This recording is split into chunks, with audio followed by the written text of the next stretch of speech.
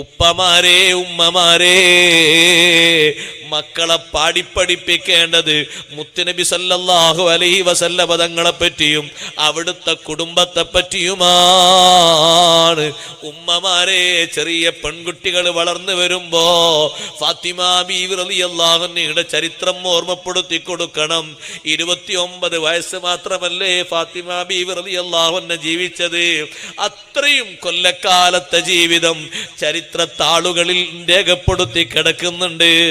ആ ഫാത്തിമ ബീവി റളിയല്ലാഹു അൻഹ ക്ഷമിച്ചത്, ആ ഫാത്തിമ ബീവി റളിയല്ലാഹു അൻഹ ഹയാ കാണിച്ചത്, ആ ഫാത്തിമ ബീവി റളിയല്ലാഹു അൻഹ കല്യാണത്തിന്റെ ആദ്യരാത്രിയിൽ തന്നെ നിസ്കാരം നിർവഹിച്ചത്, ആ ഫാത്തിമ ബീവി റളിയല്ലാഹു അൻഹ പ്രാരാബ്ധത്തിലും ഭർത്താവിനോടൊപ്പം കുടുംബത്തോടൊപ്പം കഴിഞ്ഞുകൂടിയത്, ഫാത്തിമ ബീവി റളിയല്ലാഹു അൻഹ 2 കൈയും മലക്കിയിട്ടും മരച്ചിട്ടും തണർത്തിട്ടും അതേ പൊട്ടിയിട്ടും ചീറ്റിയിട്ടും കൈയിന് തണർപ്പ് വന്നിട്ടും ആ സുന്ദരമായ ശരീരത്തിൽ കേടുപാട് വന്നിട്ടും ദിക്റിന്റെ മധുരം കൊണ്ട് ആത്മീയ ഭാവം കൊണ്ട് അടിമകളെ സ്വീകരിക്കാതെ ദിക്റ് കൊണ്ട് മതിയാക്കിയ സംഭവം മക്കൾക്ക് പകർന്നു കൊടുക്കണേ. ഫാത്തിമ ബീവി റളിയല്ലാഹു അൻഹയാണ് സ്വർഗത്തിലെ നേതൃസ്ഥാനത്തിരിക്കുന്നത്. സയ്യിദത്തു നിസാഇ അഹ്ലിൽ ജന്ന, സ്വർഗീയസ്ഥരായ വനിതകളുടെ നേതാവാണ് മോളെ. ആ നേതാവിന്റെ പിന്നിൽ നിൽക്കണമെങ്കിൽ നല്ല ഹയാഓടെ ജീവിക്കണേ. ജീവിതകാലത്ത് ഒരിക്കൽ പോലും ഫാത്തിമ ബീവിയുടെ ശരീരം ഒരന്യപുരുഷൻ കണ്ടിട്ടേയില്ല. ഫാത്തിമ ബീവിക്ക് വല്ലാത്ത ഹയാ. നബി സല്ലല്ലാഹു അലൈഹി വസല്ലമ തങ്ങളുടെ ചോദ്യത്തിന് ഫാത്തിമ ബീവി റളിയല്ലാഹു അൻഹ പറഞ്ഞ ഉത്തരവും അങ്ങനെയാണല്ലോ.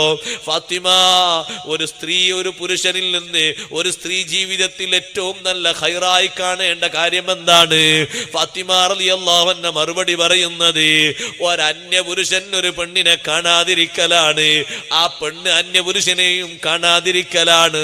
ഈ മറുപടി അങ്ങ് പറഞ്ഞപ്പോ മാറിലേക്ക് അണച്ചുകൂട്ടി പിടിച്ചിട്ട് നബിതങ്ങൾ പറഞ്ഞില്ലേ, ബഅലുഹാ മിൻ ബഅലിൻ, ഇത് ചിലതിൽ നിന്ന് വന്ന ചിലത് തന്നെയാണ്. ഫാത്തിമത്തു ബളഅതും മിന്നീ ഫമൻ അഗ്ളബഹാ ഫഖദ് അഗ്ളബനീ.